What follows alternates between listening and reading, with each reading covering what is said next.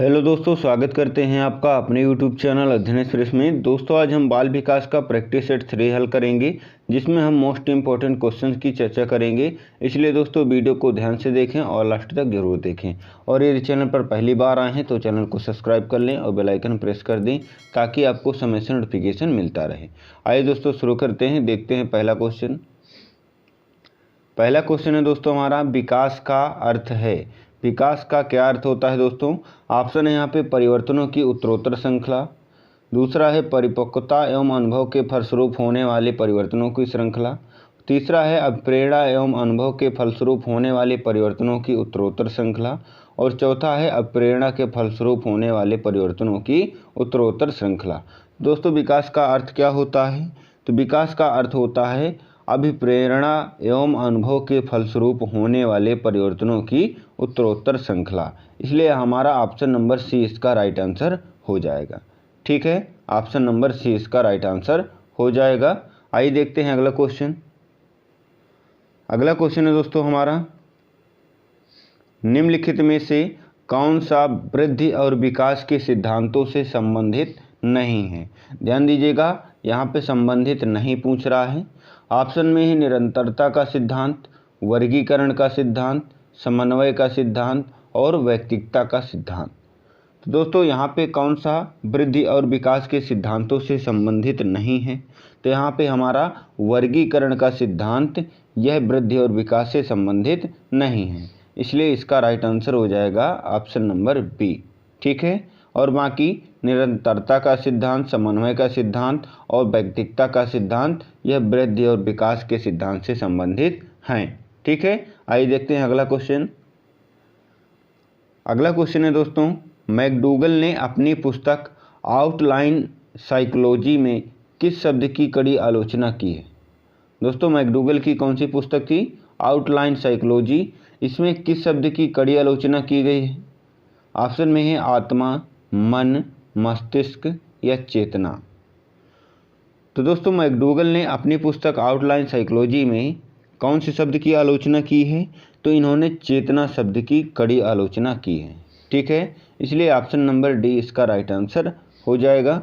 आइए देखते हैं अगला क्वेश्चन है दोस्तों, बाल मनोविज्ञान के अनुसार शिक्षा के क्षेत्र में मुख्य स्थान किसका है? बाल मनोविज्ञान में दोस्तों शिक्षा का क्षेत्र में मुख्य स्थान किसका माना गया है? तो मुख्य स्थान दोस्तों बालक का माना गया है। ठीक है, किसका? बालक का मुख्य स्थान है। इसलिए ऑप्शन नंबर ए ही इसका राइट आंसर हो जाएगा। आइए देखते हैं अगला क्वेश्चन है दोस्तों, शिक्षा मनोविज्ञान के मुख्य तत्व कौन कौन से होते हैं? ऑप्शन में यहाँ पे दोस्तों शिक्षार्थी, सीखने की प्रक्रिया, अध्यापक या सभी। तो दोस्तों यहाँ पे राइट आंसर क्या हो जाएगा? यहाँ पे हमारा राइट आंसर हो जाएगा ऑप्शन नंबर डी, यानी क्या है? सभी शिक्षा मनोविज्ञान के मुख्य तत्व हैं। ठीक है, कौन कौन से? शिक्षार्थी, सीखने की प्रक्रिया तथा अध्यापक, ये सभी शिक्षा मनोविज्ञान के मुख्य तत्व हैं। ठीक है, ऑप्शन नंबर डी इसका दोस्तों राइट आंसर हो जाएगा। आइए देखते हैं अगला क्वेश्चन है हमारा, निम्न में से कौन सा मूल्यांकन के त्रिकोण का भाग नहीं है? यहाँ पे दोस्तों मूल्यांकन के त्रिकोण का भाग नहीं पूछ रहा है। ऑप्शन में है शैक्षिक उद्देश्य, मूल्यांकन, शिक्षण अनुभव और अधिगम अनुभव। तो दोस्तों यहाँ पे मूल्यांकन के त्रिकोण का भाग नहीं है, तो कौन सा नहीं है? तो यहाँ पे शिक्षण अनुभव, यह मूल्यांकन के त्रिकोण का भाग नहीं है। ठीक है, इसलिए ऑप्शन नंबर सी इसका राइट आंसर हो जाएगा। आइए देखते हैं अगला क्वेश्चन है दोस्तों, निम्न में से कौन सी समस्या शिक्षा मनोविज्ञान के क्षेत्र में आती है? तो दोस्तों यहाँ पे कौन सी समस्या शिक्षा मनोविज्ञान के क्षेत्र में आएगी? ऑप्शन में है शिक्षकों की अनुपस्थिति, विद्यालयों में बच्चों का कम नामांकन, शिक्षा का गिरता स्तर या शैक्षणिक पिछड़ापन। दोस्तों इनमें से कौन सी समस्या शिक्षा मनोविज्ञान के क्षेत्र में आती है? तो यहाँ पे ऑप्शन नंबर डी इसका राइट आंसर हो जाएगा। कौन सा दोस्तों? शैक्षणिक पिछड़ापन। ठीक है, आइए देखते हैं अगला क्वेश्चन है दोस्तों, थॉर्नडाइक के व्यक्तित्व के वर्गीकरण का आधार क्या है? दोस्तों थार्नडाइक ने जो व्यक्तित्व का वर्गीकरण किया है उसका आधार क्या माना है? ऑप्शन में है शारीरिक गठन और शक्ल सूरत, या रचनात्मक और मौलिकता, या फिर समायोजन और बुद्धि, या फिर चिंतन और कल्पना। तो दोस्तों किसको आधार माना है? तो इन्होंने चिंतन और कल्पना को आधार माना है, इसलिए ऑप्शन नंबर डी इसका राइट आंसर हो जाएगा। आइए देखते हैं अगला प्रश्न। अगला प्रश्न है दोस्तों, निम्न में से कौन से विचारक के अनुसार शिक्षा व्यक्ति की भीतरी शक्तियों को उभारने की प्रक्रिया है? तो दोस्तों किस विचारक ने यह कथन दिया है? ऑप्शन में है फ्रॉवेल, पेस्टालॉजी, थार्नडाइक या प्लेटो। तो दोस्तों यह कथन किसका है? यह कथन पेस्टालॉजी जी का है, ठीक है, इसलिए ऑप्शन नंबर बी यहाँ पे राइट आंसर हो जाएगा। आइए देखते हैं अगला क्वेश्चन। अगला क्वेश्चन है दोस्तों, जब शिशु अपनी आँख, कान व हाथ के संबंध में सोचते हैं तो निम्नलिखित में से कौन से स्तर में शामिल होते हैं? ऑप्शन में है मूर्त संक्रियात्मक स्तर, पूर्व संक्रियात्मक स्तर, इंद्रिय जनित स्तर या अमूर्त संक्रियात्मक स्तर। तो दोस्तों यहाँ पे राइट आंसर क्या हो जाएगा? यहाँ पे हमारा राइट आंसर हो जाएगा ऑप्शन नंबर सी, ठीक है, क्योंकि यहाँ पे इंद्रियों का प्रयोग करने लगता है, ठीक है, इसलिए ऑप्शन नंबर सी इसका राइट आंसर हो जाएगा। आइए देखेंगे अगला क्वेश्चन। अगला क्वेश्चन है दोस्तों, तुम मुझे कोई बालक दे दो और मैं उसे कुछ भी बना सकता हूँ, यह दावा किसके द्वारा किया गया था? ऑप्शन में है मैकडूगल, कोहलर, वाटसन या फिर पावलोव। तो दोस्तों यह कथन किसने कहा था? तो यह जेबी वाटसन जी ने कहा था, इसलिए ऑप्शन नंबर सी इसका राइट आंसर हो जाएगा। आइए देखते हैं अगला प्रश्न। दोस्तों कमेंट बॉक्स पे कमेंट जरूर करें कि आपने कितने क्वेश्चंस के सही आंसर किए हैं, ठीक है। आइए देखते हैं अगला क्वेश्चन। अगला क्वेश्चन है हमारा, बाल विकास में क्या होता है? ऑप्शन में है प्रक्रिया पर बल है, वातावरण और अनुभव की भूमिका पर बल है, या गर्भावस्था से किशोरावस्था तक का अध्ययन होता है, या उपरोक्त सभी। तो दोस्तों बाल विकास में क्या होता है? तो यहाँ पे कौन सा राइट आंसर हो जाएगा? यहाँ पे राइट आंसर हो जाएगा हमारा ऑप्शन नंबर सी, यानी गर्भावस्था से किशोरावस्था तक का अध्ययन बाल विकास के अंतर्गत किया जाता है, ठीक है, इसलिए ऑप्शन नंबर सी यहाँ पे राइट आंसर हो जाएगा। आइए देखते हैं अगला प्रश्न। अगला प्रश्न है दोस्तों, एक औसत बुद्धि वाला बच्चा यदि भाषा को पढ़ने एवं समझने में कठिनाई प्रदर्शित करता है तो यह संकेत देता है कि बच्चा किसका लक्षण प्रदर्शित कर रहा है? तो दोस्तों कौन सा लक्षण होगा? ऑप्शन में दिया है पठन अक्षमता, जिसे हम डिसलेक्सिया भी कहते हैं। दूसरा ऑप्शन है लेखन अक्षमता, जिसे डिसग्राफिया कहते हैं। यहाँ पे दोस्तों गलत लिखा है, डिसग्राफिया है, ठीक है। तीसरा है गणितीय अक्षमता, जिसे हम डिसकैलकुलिया कहते हैं। क्या कहते हैं दोस्तों? डिसकैलकुलिया कहते हैं। और चौथा है गति समन्वय अक्षमता, जिसे हम डिसलेक्सिया कहते हैं। तो ऑप्शन नंबर कौन सा सही हो जाएगा यहाँ पे? तो यहाँ पे हमारा ऑप्शन नंबर ए इसका राइट आंसर हो जाएगा, ठीक है। यानी जब बालक भाषा को पढ़ने एवं समझने में कठिनाई प्रदर्शित करता है तो इसे हम पठन अक्षमता या डिसलेक्सिया के नाम से जानते हैं, ठीक है। ऑप्शन नंबर ए इसका राइट आंसर हो जाएगा। आइए देखते हैं अगला प्रश्न।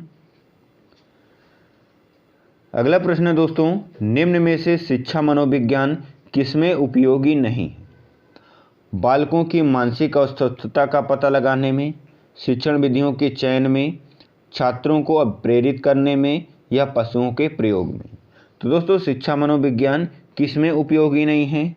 तो यह पशुओं के प्रयोग में उपयोगी नहीं है, ठीक है, इसलिए ऑप्शन नंबर डी इसका राइट आंसर हो जाएगा। अगला प्रश्न देखेंगे।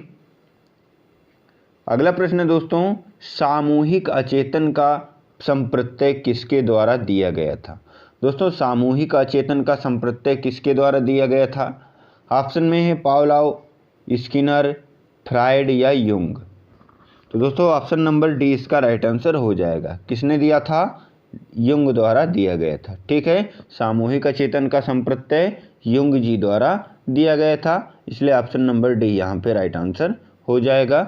आइए देखेंगे अगला प्रश्न। अगला प्रश्न है दोस्तों, प्रासंगिक अंतर्बोध परीक्षण यानी TAT का विकास किसके द्वारा किया गया था? TAT का विकास किसके द्वारा किया गया था? साइमंड के द्वारा, होल्डजेमैन के द्वारा, मुर्रे द्वारा या बेहलक द्वारा? तो दोस्तों TAT जो परीक्षण है इसका विकास किसके द्वारा किया गया था? तो इसका विकास मुर्रे द्वारा किया गया था। ठीक है, इसलिए ऑप्शन नंबर सी यहाँ पे राइट आंसर हो जाएगा। आइए देखेंगे नेक्स्ट क्वेश्चन। नेक्स्ट है दोस्तों, छात्रों के बीच व्यक्तिगत भेद शामिल करने का आधार क्या हो सकता है? शिक्षण के कई तरीके, आकलन के कई तरीके, बहु आकलन या पहला और दूसरा दोनों? तो दोस्तों यहाँ पे राइट आंसर क्या होगा हमारा? यहाँ पे राइट आंसर होगा हमारा शिक्षण के कई तरीके और आकलन के कई तरीके, यानी ऑप्शन नंबर डी दोस्तों इसका राइट आंसर हो जाएगा। ठीक है, आइए देखते हैं अगला प्रश्न। अगला प्रश्न है दोस्तों, व्यक्तित्व के विकास में महत्वपूर्ण भूमिका कौन निभाता है? तो दोस्तों व्यक्तित्व के विकास में महत्वपूर्ण भूमिका कौन निभाता है? ऑप्शन में है आनुवंशिकता, पर्यावरण या आनुवंशिकता और पर्यावरण का मिश्रण या फिर परीक्षाओं की संख्या? तो दोस्तों व्यक्तित्व के विकास में सबसे महत्वपूर्ण भूमिका कौन निभाता है? तो आनुवंशिकता और पर्यावरण का मिश्रण। ठीक है, इसलिए ऑप्शन नंबर सी इसका राइट आंसर हो जाएगा। अगला क्वेश्चन देखेंगे। अगला क्वेश्चन दोस्तों, बाह्य अभिप्रेरणा में शामिल है। बाह्य अभिप्रेरणा में कौन कौन से शामिल हैं? यहाँ पे दोस्तों दिया हुआ है, 4 दिए हैं विकल्प और उसके बाद ये कोट दिया हुआ है। ठीक है, प्रशंसा और दोषारोपण, प्रतिस्पर्धा, पुरस्कार और दंड, परिणामों का ज्ञान। फिर ऑप्शन है दोस्तों, ऑप्शन देखेंगे यहाँ पे, पहला और तीसरा, पहला दूसरा तीसरा, केवल दूसरा और पहला दूसरा तीसरा और चौथा। तो दोस्तों यहाँ पे राइट आंसर क्या होगा हमारा? तो दोस्तों बाह्य प्रेरणा में जो शामिल होते हैं तो प्रशंसा और दोषारोपण, प्रतिस्पर्धा, पुरस्कार और दंड, परिणामों का ज्ञान, ये सभी शामिल होते हैं। ठीक है, यह सभी शामिल होते हैं, इसलिए हमारा ऑप्शन नंबर डी इसका राइट आंसर हो जाएगा। ठीक है, ऑप्शन नंबर डी इसका राइट आंसर हो जाएगा। आइए देखेंगे अगला प्रश्न। अगला प्रश्न है दोस्तों, निम्नलिखित में से कौन सी एक महत्वपूर्ण गतिविधि को बच्चों को सीखने के लिए सक्षम बनाती? तो दोस्तों कौन सी एक महत्वपूर्ण गतिविधि बच्चों को सीखने के लिए सक्षम बनाती है? तो यहाँ पे दोस्तों कौन सा राइट आंसर हो जाएगा? तो यहाँ पे हमारा राइट आंसर हो जाएगा option number A. Option number A इसका राइट आंसर हो जाएगा। ऑप्शन नंबर ए दोस्तों इसका राइट आंसर हो जाएगा। आइए देखते हैं अगला प्रश्न। अगला प्रश्न दोस्तों हमारा यहाँ पे, स्किनर के अनुसार भाषा की अवाप्ति होती है। तो दोस्तों स्किनर के अनुसार भाषा की क्या होती है? तो ऑप्शन है यहाँ पे अनुकरण द्वारा, संज्ञानात्मक प्रतिनिधित्व द्वारा, उद्दीपक अनुक्रिया प्रतिमान द्वारा या क्लासिकी अनुबंधन द्वारा। ठीक है, तो यहाँ पे दोस्तों भाषा की अवाप्ति होती है, भाषा की प्राप्ति होगा दोस्तों, तो क्या हो जाएगा ऑप्शन यहाँ पे, ऑप्शन नंबर डी इसका राइट आंसर हो जाएगा। ठीक है, क्या होगा? क्लासिकी अनुबंधन द्वारा। किसके द्वारा? क्लासिकी अनुबंधन द्वारा। ठीक है, आइए देखते हैं अगला प्रश्न। अगला प्रश्न है दोस्तों, माता पिता से वंशजों में स्थानांतरित होने वाले लक्षणों को क्या कहा जाता है? तो दोस्तों माता पिता से वंशजों में जो स्थानांतरित लक्षण होते हैं उनको हम आनुवंशिकता के नाम से जानते हैं। ठीक है, किस नाम से? आनुवंशिकता के नाम से जानते हैं, इसलिए ऑप्शन नंबर 20 का राइट आंसर हो जाएगा। आइए देखते हैं अगला प्रश्न। अगला प्रश्न है दोस्तों, एक अच्छा अध्यापक विद्यार्थियों के मध्य बढ़ावा देता है। किसको बढ़ावा देता है?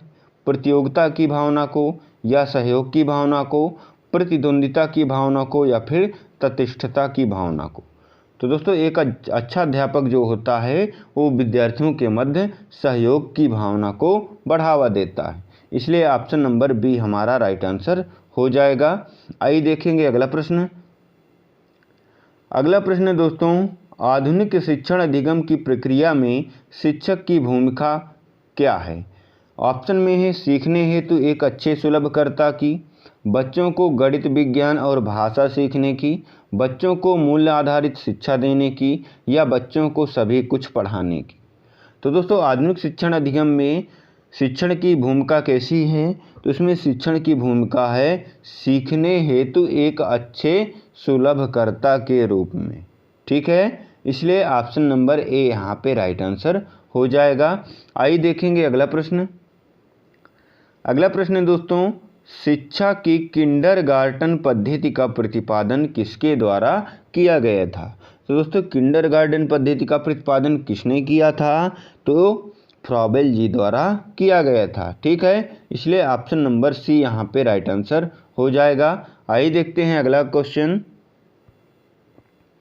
अगला क्वेश्चन है हमारा, जब बालक की परीक्षा द्वारा मापी हुई योग्यता के सही मूल्यांकन में स्थायित्व होता है तब उस परीक्षा को क्या कहा जाता है? तो क्या कहा जाता है दोस्तों? ऑप्शन में है वैधता, विश्वसनीयता, वस्तुनिष्ठता, या इनमें से कोई नहीं। तो क्या कहा जाता है दोस्तों? तो वस्तुनिष्ठता कहा जाता है। ठीक है, जब बालक की परीक्षा द्वारा मापी हुई योग्यता के सही मूल्यांकन में स्थायित्व होता है तब उस परीक्षा को हम वस्तुनिष्ठता कहा जाता है। ठीक है, आइए देखेंगे अगला क्वेश्चन। अगला क्वेश्चन है हमारा, निम्न में से कौन सा शारीरिक विकास का एक प्रमुख नियम है? दोस्तों शारीरिक विकास का कौन सा प्रमुख नियम है?